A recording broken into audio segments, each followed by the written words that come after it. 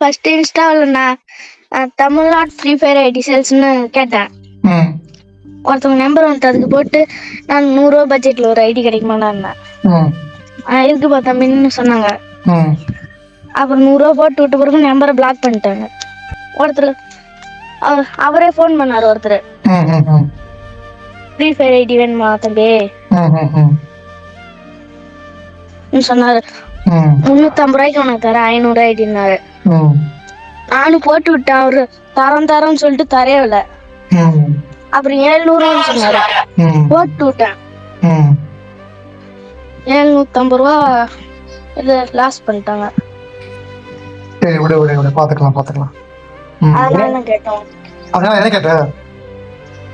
அதனால தான் நான் கேட்டேன். அதனால என்னடா கேட்ட?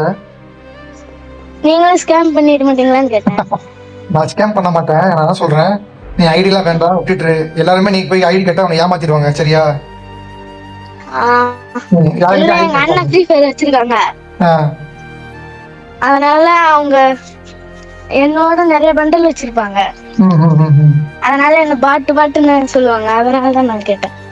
சரி அண்ணன் உனக்கு நான் எப்பயாவது ஃப்ரீயா இருந்தா ஒரு ஐடி எப்படியா ரெடி பண்ணி தரேன். சரியா? நீ அதெல்லாம் உனக்கு எவன்ட்டே காசு கொடுக்காத, உன்னை ஏமாத்திடுவாங்க. ஓகேவா?